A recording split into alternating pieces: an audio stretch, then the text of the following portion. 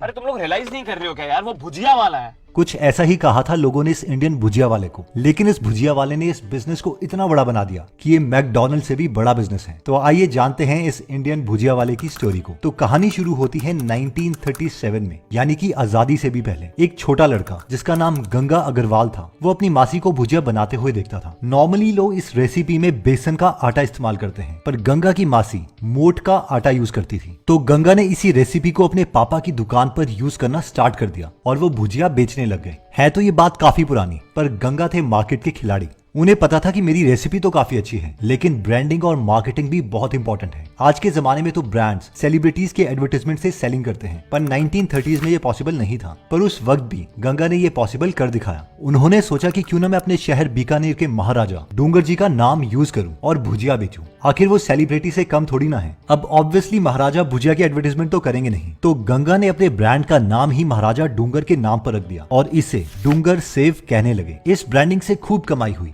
जहां 1 किलो भुजिया सिर्फ 2 पैसे में बिका करती थी, वहीं पर 1 किलो 25 पैसे में बिकने लगी, यानी ऑलमोस्ट 12.5 टाइम्स रेवेन्यू। तो आइए स्टोरी को आगे बढ़ाते हैं। गंगा एक दिन एक शादी पर कलकत्ता गए थे। शादी में लोग खाना खा रहे थे, एंजॉय कर रहे थे, पर गंगा जी का दिमाग कहीं और था। वहां उन्होंने सोचा कि क्यों ना वो अपनी दुकान कोलकाता में भी खोलें। तो ये बिजनेस जो बीकानेर में शुरू हुआ था, उसकी एक और ब्रांच कलकत्ता में खुल गई। गंगा जी के बेटों ने तो इस बिजनेस को आगे बढ़ाने में उतनी मदद नहीं करी, पर उनके पोतों ने इसे खूब आगे बढ़ाया। नागपुर से लेकर दिल्ली तक इस भुजिया के चर्चे हुए, यहाँ तक कि आगे जाकर इस ब्रांड ने अपने रेस्टोरेंट्स भी खोले और आज इस कंपनी का रेवेन्यू 7000 करोड़ रुपीस है। इमेजिन कीजिए कि ये ब्रांड आज इंडिया में बड़ी से बड़ी चेन्स जैसे कि मैकडॉनल्ड से भी ज्यादा कमाई करता है। आज इस कंपनी को हम हल्दीराम के नाम से जानते हैं। आज हल्दीराम सिर्फ भुजिया ही नहीं, बल्कि मिठाई, नमकीन, ड्रिंक्स, फ्रोजन फ्रूट सब कुछ बेचते हैं। और आज इनकी मार्केटिंग पहले से अलग है। पहले तो महाराजा के नाम को यूज किया जाता था, पर आज बड़ी फिल्म में हल्दीराम को एंडोर्स किया जाता है। सलमान खान की मूवी प्रेम रतन धन पायो में सलमान खान हल्दीराम की थाली खाते हुए नजर आते हैं। इसके अलावा मूवी की प्रोडक्शन के दौरान हल्दीराम के 1.5 करोड़ पैकेट बेचे गए, जिनमें प्रेम रतन धन पायो के स्टिकर्स लगे हुए थे। जिन लोगों ने इस वक्त ये पैकेट्स खरीदे, उनमें से 100 लोगों को हैम्पर गिफ्ट मिले और एक फैन को सलमान खान से मिलने का मौका मिला। जहां गंगा दादाजी बीकानेर के राजा से एडवर्टाइजमेंट करवाते थे, वहीं आज उनके पोते सलमान खान की फैन फॉलोइंग को यूज करके अपनी भुजिया के पैकेट्स बेच रहे हैं। पर अगर इतनी बड़ी कंपनी है तो ऑब्वियसली सब कुछ आसानी से तो हुआ नहीं होगा। हम में से काफी लोगों ने शायद नोटिस किया होगा कि हल्दीराम के पैकेट्स पर हल्दीराम स्नैक्स लिखा होता है, तो कभी हल्दीराम भुजिया वाला। अब एक ही कंपनी और एक ही ब्रांड के 2 नाम कैसे, और हम दोनों में से खरीदे कौन सा, ओरिजिनल कौन सा है? तो हुआ यह था कि गंगा बिशन जी ने 1941 में हल्दीराम भुजिया वाला का ट्रेडमार्क ले लिया था। उनके 3 बेटे थे,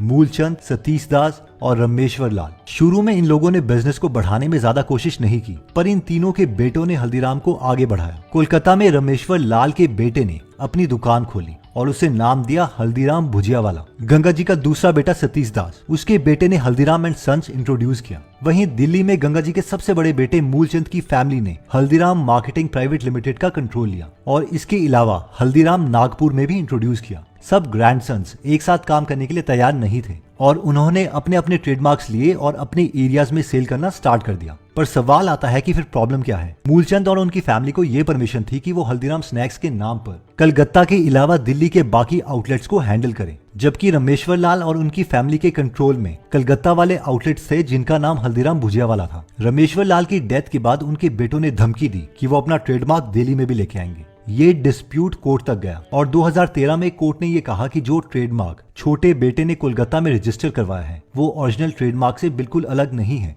इसलिए ये इलीगल है। इसकी वजह से हल्दीराम भुजिया वाला ट्रेडमार्क के राइट्स भी बड़े बेटे को चले गए। इसके बाद उन्होंने हल्दीराम भुजिया वाली की रीब्रांडिंग करके Prabhu ji from the house of Haldiram's का नाम दिया। पर इनकी प्रॉब्लम्स यहाँ खत्म नहीं होती। 2020 में कोलकाता के रमेश्वर लाल के बेटे महेश की डेथ हो गई। उनकी डेथ के बाद प्रॉपर्टी को लेकर ऐसा बवाल मचा कि उनकी बेटी ने फेसबुक पर पोस्ट डाल दी कि उनके घर कुछ गुंडे आए थे और उन्होंने काफी तोड़फोड़ करी। सारे लीगल पेपर्स वो चुरा के ले गए और सारे सीसीटीवी कैमरा तोड़ दिए।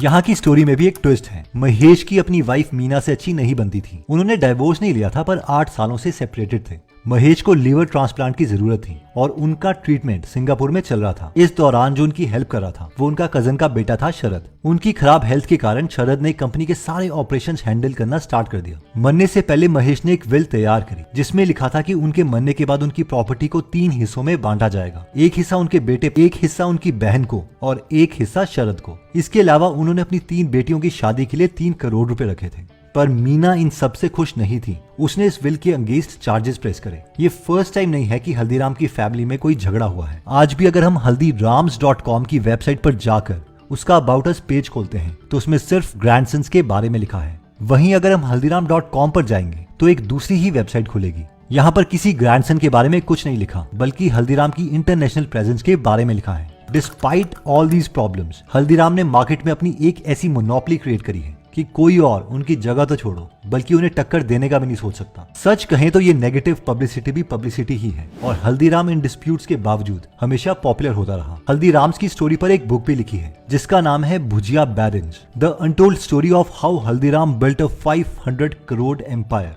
वेल, सच तो ये है कि इस बुक का टाइटल वक्त के साथ हमेशा गलत साबित हो रहा है, क्योंकि आज इस एम्पायर की कीमत 24,000 करोड़ रुपीस है और आगे भी ये इंक्रीज ही होने वाली है। और हाँ, हल्दीराम्स की इंटरनेशनल टाइज भी हैं और उन्होंने एक काफी फेमस फ्रेंच बेकरी को इंडिया भी लाया है, ब्रियोश डोरी। I hope I am pronouncing this name correct. बस इनका एक स्टोर है जो दिल्ली में है और ये इनका अकेला वेजिटेरियन स्टोर है जो सिर्फ हल्दीराम की बदौलत हुआ है। आज इंडिया में मैकडॉनल्ड के बर्गर इतने नहीं बिकते जितने ज्यादा हल्दीराम्स के पैकेट बिकते हैं। एग्जैक्टली कहें तो हल्दीराम मैकडॉनल्ड से 5 टाइम्स बड़ा है। अब इस कहानी से हमें बिजनेस के बारे में 2 की लेसन्स लेना जरूरी है। सबसे पहला लेसन है अपॉर्चुनिटी। अपॉर्चुनिटी कहीं भी हो सकती है, वो हमारे टूथपेस्ट से लेकर हमारी चाय में कहीं भी छुपी हो सकती है। एक अच्छे एंटरप्रेन्योर की निशानी है अपॉर्चुनिटीज को ढूंढना और उन्हें यूटिलाइज करना। किसने सोचा था कि एक सिंपल भुजिया से मेगा बिजनेस बनाया जा सकता है। दूसरा लेसन है मार्केटिंग।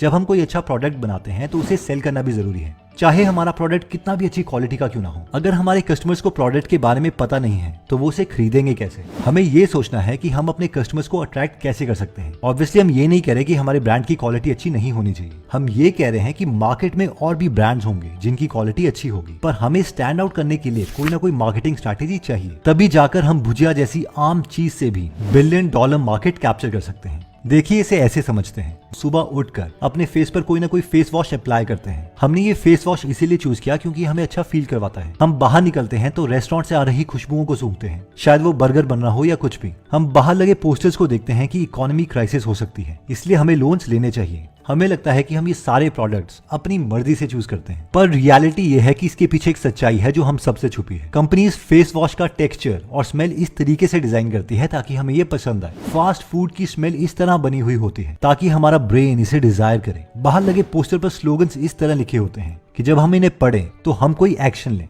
एक्शन से रिएक्शन पैदा होता है जो ब्रांड्स हमसे चाहती है। ड्यूक यूनिवर्सिटी में एक बहुत ही इंटरेस्टिंग स्टडी की गई थी। वहां पर काफी सारे स्टूडेंट्स को बुलाया गया और उन्हें 2 ग्रुप्स में डिवाइड किया गया, ग्रुप ए और ग्रुप बी। ग्रुप ए के स्टूडेंट्स को IBM का लोगो दिखाया गया और ग्रुप बी के स्टूडेंट्स को एप्पल का लोगो। फिर ये देखा गया कि इन दोनों में से कौन क्रिएटिव एक्ट करता है। ग्रुप ए के स्टूडेंट्स जिन्हें IBM का लोगो दिखाया गया था उन्होंने ज्यादा क्रिएटिव परफॉर्म नहीं किया, लेकिन ग्रुप बी के स्टूडेंट्स यानी जिन्हें एप्पल का लोगो दिखाया गया था उन्होंने बहुत ही क्रिएटिव डिजाइन बनाए। और ऐसा इसलिए हुआ क्योंकि एप्पल ने अपनी एक कूल फन प्रोडक्ट्स बनाने वाली इमेज बनाई है और हम ये कॉन्शियसली जानते भी नहीं है कि हम इन ब्रांड से कितना इन्फ्लुएंस्ड हैं। एक और एक्सपेरिमेंट हुआ था जिसमें एप्पल और सैमसंग के कस्टमर्स को दोनों को ब्रांड्स की न्यूज सुनाई गई और उनके MRI स्कैन्स देखे गए। देखने पर यह पता चला कि जब एप्पल्स के फैन को एप्पल की कोई अच्छी खबर सुनाई जाती है तो उनके ब्रेन में एक पॉजिटिव रिस्पॉन्स देखा जाता है। सिर्फ एक नॉर्मल पॉजिटिव रिस्पॉन्स नहीं, बल्कि एक ऐसा रिस्पॉन्स जैसे हम अपनी फैमिली के बारे में सुनकर खुश होते हैं। लोग ब्रांड से इतना ज्यादा आइडेंटिफाई करते हैं जैसे कि वो उनकी खुद की फैमिली हो। जब सैमसंग के कस्टमर्स को सैमसंग की कोई अच्छी या बुरी खबर सुनाई गई तो उन्हें कोई रिस्पॉन्स नहीं हुआ, वो एकदम न्यूट्रल थे।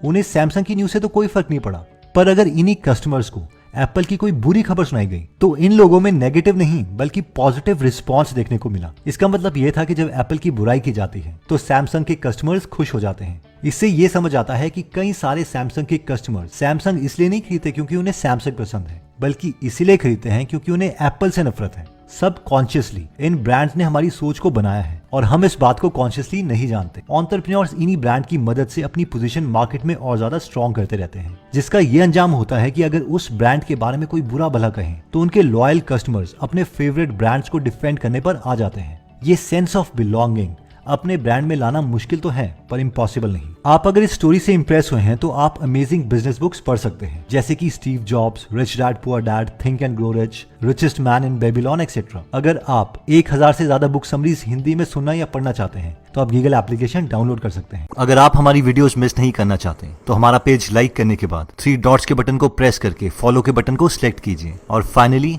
सी फर्स्ट के ऑप्शन को सिलेक्ट कर लीजिए। इससे आपको हमारी हर पोस्ट मिलती रहेगी। जय हिंद।